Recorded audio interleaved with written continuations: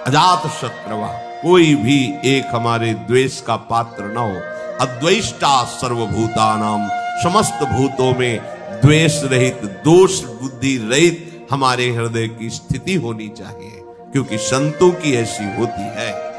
शांताहा, किसी भी परिस्थिति में कोई तुम्हें अशांत न कर पावे, ना अंदर की वृत्ति ना बाहर का व्यक्ति। ऐसी शांति तभी मिलेगी जब चित्त प्रियाजू के चरणों के चिंतन में होगा, उनके नाम के चिंतन में होगा, क्योंकि भगवत प्रेमी महात्मा शांत रहते हैं। शांताहा साधवा साधुभूषण। आप राग द्वेष में विचरेंगे, निंदा स्तुति करेंगे, मान अपमान में सुखी दुखी होंगे तो अनन्य भक्ति कब धारण करेंगे? अपने को केवल लक्ष्य पर दृष्टि रखनी है। वही सच्चा निशानेबाज है जो केवल लक्ष्य पर दृष्टि रखता है। द्रोणाचार्य जी ने कौरवों पांडवों को धनुर्विद्या की शिक्षा दी। परीक्षा के लिए एक वृक्ष में चिड़िया टांगी और कहा इसकी आंख पर निशाना लगाना है। जो धनुष उठाता और तीर संधान करता, पूछते क्या दिखाई दे रहा है? बोले वृक्ष, डाल, चिड़िया। बोले रख दो धनुष। साफ। युधिष्ठिर जी से भी पूछा तो उन्होंने कहा चिड़िया दिखाई दे रही है, फिर आंख दिखाई, रख दो। अर्जुन से कहा क्या दिखाई दे रहा है? बोले गुरुदेव केवल आंख। बोले वेद दे। बस लक्ष्य दिखाई देना चाहिए, तो कुछ भी आपको, कोई भी आपको, कहीं भी आपको परास्त नहीं कर सकता।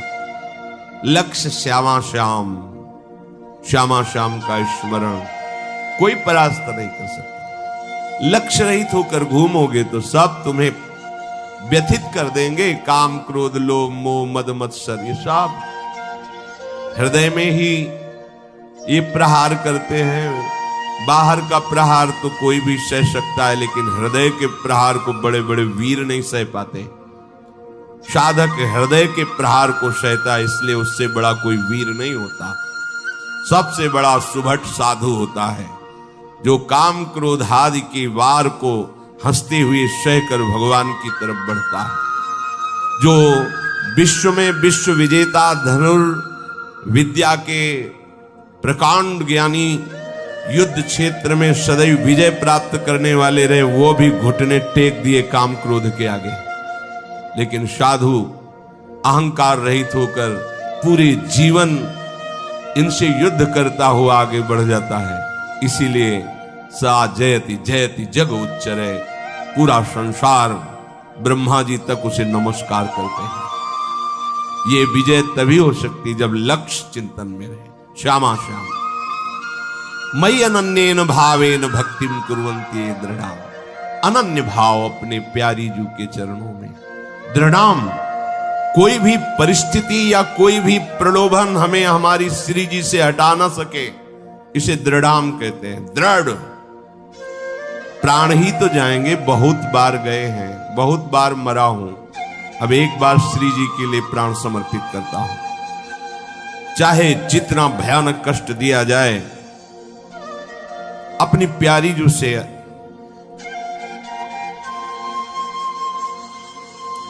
एक क्षण के लिए भी वृत्ति नहीं हटा सकता। और चाहे जितना प्रलोभन दिया जाए, यश, कीर्ति, सम्मान, प्रतिष्ठा, जय जयकार, एक क्षण के लिए भी प्यारी जू से चित्तवृत्ति नहीं हटे, इसे कहते दृढ़ाम। भारी से भारी अनुकूलता और भारी से भारी प्रतिकूलता जब अपने इष्ट के चिंतन को न रोक पावे तो उसे कहते अनन्य भक्त। अनन्य भक्त बहुत बड़ी दुर्लभ स्थिति है। इससे बढ़कर कोई पद नहीं है, कोई स्थिति नहीं है। और ये वृंदावन नित्य विहार रस, ये रसिक अनन्यों का है। ये रसिक अनन्यों के नरेश श्री हिताचार्य, श्री स्वामी हरदास जी, ये सब सहचरियां प्रकट हुई हैं इस रस को प्रदान करने के लिए। ये तो अनन्यता से ही आता है रस। मत कृति त्यक्त कर्माणस त्यक्त स्वजन बांधवाहा, दो भाव इसके। मेरे लिए सारे सांसारिक कार्य छोड़कर केवल भजन, ये निवृत्ति मार्ग पर विरक्त भाव, और जो भी कर्म कर रहे हैं वो प्रभु को समर्पित करना, एक गृहस्थ प्रवृत्ति मार्ग पर, दोनों को ये करना होगा। मत कृते त्यक्त कर्माणस, मेरे लिए सारे कर्म समर्पित करना, ये गृहस्थ, और मेरे लिए सारे संसार के कर्म छोड़कर एकमात्र केवल प्रियालाल संबंधी चेष्टाएं, ये है विरक्त। नींद खुलने से लेकर सुषुप्ति गाढ़ नींद तक, चेतना से लेकर मृत्यु तक प्रियालाल के सिवा कोई कार्य नहीं करना। अपने शरीर के पोषण का भी कार्य नहीं करना। हमारे शरीर का भरण पोषण प्रियालाल से होगा। हमें जगने से लेकर सोने तक, जीने से लेकर मरने तक केवल प्रियालाल के ही संबंध के कार्य करने, अन्यथा नहीं। ना अपने तन ढकने के लिए, ना अपने शरीर पोषण के लिए, ना अपनी शरीर व्यवस्था के लिए। ये आराध्य देव का भार है, वो देखेंगे क्या पहनाना है, कैसे बैठालना है, कहां रखना है, कैसे चलाना है, इसकी चिंता नहीं। पोषण भरण न चिंत कराही, श्री हरिवंश विभव विलसाई, श्री वृंदावन की माधुरी। और गृहस्थ में धर्मयुक्त कार्य करते हुए वो कार्य प्रभु को समर्पित करना। मत कृते त्यक्त कर्माणस और त्यक्त स्वजन बांधवाहा, विरक्त के लिए किसी भी तरह से परिवार के सदस्यों से थोड़ा भी स्नेह नहीं रखना। अगर है तो केवल प्रियालाल के लिए है, प्रियालाल के संबंध के लिए है, प्रियालाल की प्रसन्नता के लिए है। हम घर में रहते हैं, पत्नी पुत्र परिवार आदि के लिए व्यापार नौकरी करते हैं, उनको सुख पहुंचाते हैं। इसका फल हो कि प्रियालाल प्रसन्न हो जाए, क्योंकि हमें ड्यूटी दी, हमें सेवा दी कि इतने परिवार का पोषण तुम करो, पर वो हम कर रहे हैं प्रियालाल के लिए, हो गया। विरक्त किसी भी तरह से अपने शरीर संबंध की वासना का पोषण न होने दे। प्रियालाल के संबंध से सब हमारे प्यारे, प्रियालाल का संबंधी नहीं तो अंजन कहा आंख जई फूटे, बहुतक कहो कहां लो, नहीं नहीं कोई हमारा नहीं। भगवान कह रहे मेरे लिए अपने स्वजन संबंधियों का त्याग कर दिया। त्यक्त स्वजन बांधवाहा, गोपीजनों से प्रभु द्रवित होकर के कह रहे हैं, जो बड़े बड़े योगी जन जिन बेड़ियों को नहीं तोड़ पाते, उन स्नेह की बेड़ियों को तोड़कर तुमने हमसे प्रेम किया, इसलिए मैं तुम्हारा जन्म जन्म ऋणी। भगवान कह रहे मैं ऋणी तुम्हारा। केवल प्रभु से प्रेम करने के कारण ही हनुमान जी महाराज से भगवान श्री राम कह रहे हैं, प्रति उपकार करो का तोरा, सन्मुख हो न सकत मन मोरा। अय वत्स, तुमने जो समर्पण करके हमारे प्रति अनन्य भाव प्रकट किया है, इसके बदले में मैं तुम्हें क्या दे सकता हूं। सकुच के कारण मेरा मन सन्मुख नहीं हो प्रभु के। तुम संतात उरिन मैं नाही। ओहो, अखिल लोकों का दाता बोल रहा है, तुम संतात उरिन। ये अनन्य भक्त के लिए शब्द है, दूसरों के लिए नहीं। भगवान जब अहेतुकी कृपा करते हैं तब ऐसी भक्ति जागृत होती है, भक्तों के संग के प्रभाव। त्यक्त स्वजन बांधवाहा, ये न तुम्हारे थे न है न रहेंगे। श्रुत बनिता आदि जान स्वार्थ रत्न ना करुणे सभी ते, अंत ही तो ही तजेंगे पामर तू न तज। तुझे समझ में नहीं आ रहा। अरे जिंदगी में लाखों का मेला जुड़ा, हंसा जब जब उड़ा तो अकेला उड़ा, कोई तेरे साथ नहीं होगा। तेरा सच्चा साथी हरि तेरे साथ होगा, पर उस साथी से तो तुमने कभी प्यार ही नहीं किया, कभी उसको सुमिरन ही नहीं किया, तो फिर भोगना पड़ेगा। बहुत बड़ा प्रपंच है ये माया का। त्यक्त स्वजन बांधवा, चाहे गृहस्थ में हो चाहे विरक्त में हो। गृहस्थ में हो तो प्रभु के जन है, उनकी सेवा का फल प्रभु की प्रसन्नता। विरक्त में हो बिल्कुल किसी तरह से कोई संबंध नहीं, केवल प्रियालाल के संबंध से ही संबंध है। नाते नेह राम के मनियत, सुहद सुसेव्य जहालो। मदाश्रय,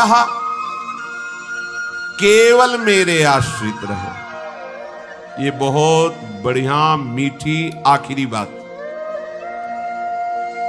ये जीवन की साधना का फल, ये शब्द मदाश्रया इतना मीठा है, इतना शांति है, इतना आनंद है, बस इसी को समझ नहीं पा रहे तो परेशान हो रहे हैं। हमारा मन नहीं लगता, हमसे ये नहीं होता, हमसे वो नहीं होता, तुम्ही से तो ना, तो तुम छोड़ो अपने को, मदाश्रया ऐसे हो जाओ प्रभु के आश्रित। पता नहीं कल्याण हो कि ना हो, जो हो रहा है वो भी छूट जाएगा, पता नहीं कौन सी गति हो। तो संशयात्मा विनश्यति, इस पर शास्त्र सब कुछ वर्णन करते। तुम्हें प्रभु पे भरोसा नहीं है, प्रभु का आश्रय ये पूरे जीवन में इसी ने चलाया है, मदाश्रया ने, इसी ने पोषण किया है और यही हमें बेपरवाह रखा है ना प्रभु। मदाश्रया प्रभु का कोई साथी नहीं है, कोई साथी नहीं, एकमात्र श्री हरि, एकमात्र प्रिया जी। आश्रय ये बहुत अमृत शब्द है, समझ में केवल आ जाए। अभी इसी क्षण बिना साधना के मुक्त हो, अगर ये बात समझ में आ जाए, पर अभी तो समझ में आ सकती कुछ मिनट के लिए, क्योंकि यहाँ का वायुमंडल है मदाश्रया का। तो अभी संपर्क गेट के बाहर निकलते ही हवा बदलेगी तो विचार बदल जाएंगे। मदाश्रया ये गुरु कृपा से आई हुई भारी विपत्ति, प्रतिकूलता, असाध्य रोग, अपमान, निंदा, ये सहयोगी होते मदाश्रया के लिए। ये मदाश्रया में बहुत सहयोगी होते हैं और इनको कौन चाहता है, इसलिए मदाश्रया नहीं हो पाता। वो हम के आश्रित रहता है, साधना का आश्रय ले सकता है, क्रियाओं का आश्रय ले सकता है, व्यक्ति का आश्रय ले सकता है, लेकिन मदाश्रया भगवद आश्रित, और भगवद आश्रित बहुत बेपरवाह और ऐसी वस्तु मिलती है जो किसी साधना से नहीं मिलती। पर ये हृदय का विषय होता है, वाणी का नहीं होता। केवल वाणी के कहने से हृदय शांत नहीं हो जाएगा। निज सुख बिन मन होई की थीरा, जब तक मन में ये आश्रय जागृत नहीं होगा तब तक बात नहीं बनेगी। और ये जागृत तभी होगी, लिख लो, जब तुम्हारा अपमान होगा, निंदा होगी, शरीर किसी असाध्य रोग से ग्रसित होगा, सब तिरस्कार करेंगे, सब, कोई सृष्टि में प्यार से देखने वाला नहीं होगा, तब सच्चा मदाश्रया उदय होता है। प्रभु आपकी वो हृदय की जो धारा प्रभु की तरफ बही, निहाल कर, तो एक कदम मेरी तरफ चल के तो देख, पूरी सृष्टि न झुका दूं तो कहना, भगवान के वचन, एक कदम तो चल के देख मेरी तरफ। ये अंदर की बात है, बाहर से आप कहोगे तो हम 500 किलोमीटर से आए, एक कदम की क्या बात है। बाहर से दौड़ने वाला कोई वीर नहीं कहा जाता, अंदर तो आप वहीं बैठे हुए हो, शरीर में, उस शरीर संबंधियों में, शरीर भोगों में, एक कदम कहां चले, अंदर की बात है आपको। ये मदाश्रया अंतिम सांस तक हो जाए तो परम पद भी मिल जाएगी। बहुत बार बता चुके, फिर समझ लीजिए। द्रौपदी जी महान भक्ता हैं, भगवान से मिलती हैं, बात करती हैं, पर ये विपत्ति, ये दुख, ये असाध्य रोग, ये अपमान, ये निंदा, ये मदाश्रया को जागृत करता है, दूसरा नहीं, दूसरा नहीं। अभी तक पूर्ण मदाश्रया द्रौपदी जी नहीं थी, क्योंकि जब कर्ण और दुर्योधन के आदेश से दुशासन महल में प्रवेश करता है और बाल पकड़ करके अपवित्र दशा में उनको घसीटते हुए सभा में लाता है, तब एक बार भी नहीं बोली हा श्री कृष्ण। क्यों? अंदर आश्रय है। ऐसे महावीर है कि अगर भीम गदा उठा ले तो त्रिभुवन में सामने उनके टिकने वाला वीर नहीं है। अर्जुन अगर गांडीव चढ़ा ले तो किसी को भी ललकार सकते हैं, भगवत शक्ति से संपन्न है। अगर युधिष्ठिर जी भाला उठा ले तो सामने कोई महावीर भी टिकने वाला नहीं है। मेरे 5 पति हैं और सभा में परम धर्मात्मा भीष्म जी विराजमान है, जो महात्मा हैं। क्या उनके होते हुए ऐसा हो सकता है? द्रोणाचार्य जी हैं, कृपाचार्य जी हैं, बड़े बड़े वीर बैठे। एक बार भी नहीं है कि मेरे श्री कृष्ण हैं। पढ़ के देख लो, व्यास भगवान द्वारा रचित महाभारत, उसका स्वाध्याय किया है पूर्व में। एक बार भी नहीं आया कि मेरा परम प्यारा मित्र श्री कृष्ण है ना, वो बचा लेगा। अगर ऐसा आता तो दुशासन केस में हाथ ही नहीं रख सकता था। विश्वास कीजिए, महल में ही केस नहीं पकड़ सकता था द्रौपदी के। गई सभा में बड़ा उपहास कर रहा है, कर्ण और दुर्योधन गंदे शब्दों से बोल रहा है, नहीं बोलना चाहिए। ऐसी धर्मात्माओं की सभा में ऐसी महान देवी को ऐसे शब्द नहीं बोलने चाहिए, बड़े अपवित्र शब्द बोले। तब उनकी दृष्टि गई तो पांचों पति सर झुकाए बैठे हैं, कोई देख भी नहीं रहा है। कृपाचार्य द्रोणाचार्य सदगुरु हैं, पिता की तरह हैं, कोई नहीं बोल रहा। भीष्म जी की तरफ देखा और कहा, मैं केवल इतना पूछना चाहती हूं कि क्या केवल महाराज युधिष्ठिर को अधिकार है मुझे हारने का? क्या यह धर्म है? अगर है तो आप केवल बोल दीजिए, मैं सब कुछ सह जाऊंगी। अगर धर्म नहीं तो मैं समर्थ हूं, हर एक को दंड देने में समर्थ हूं।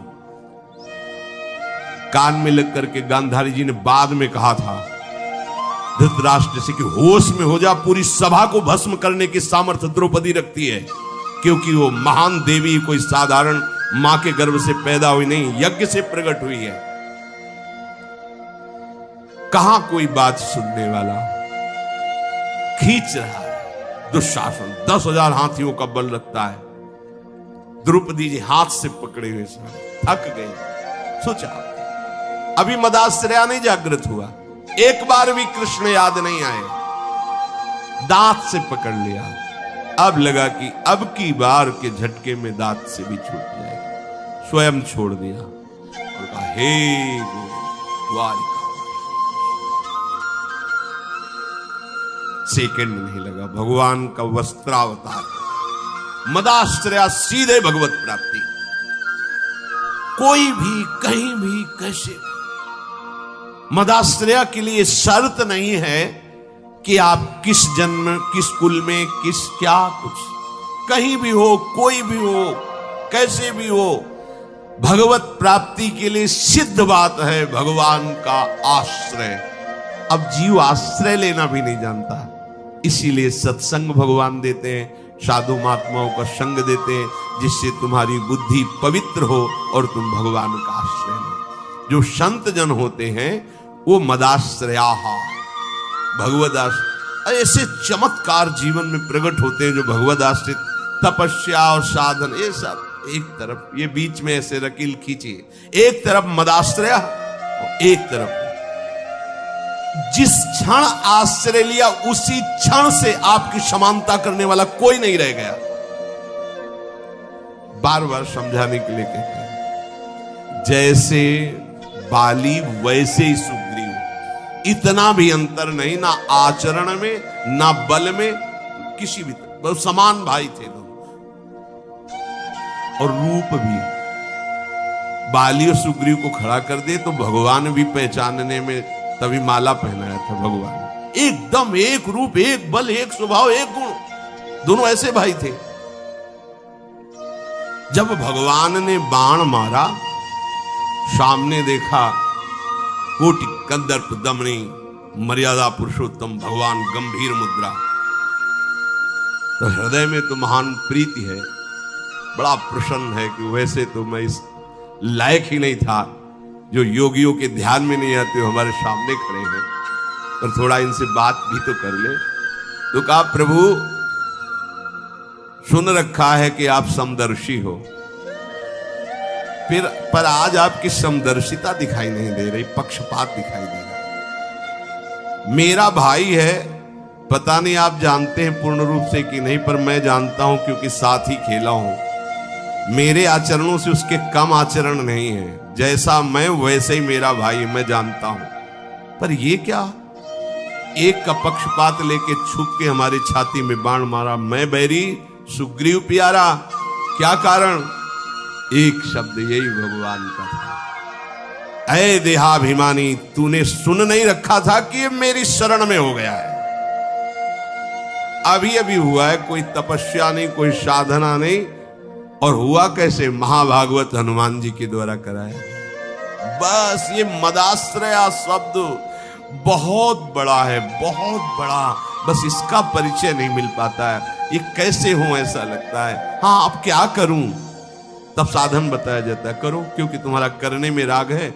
जब करते करते हार जाओगे तब फिर यही शब्द बताया जाएगा, मदाश्रया, हो जाओ भगवान के आश्रित।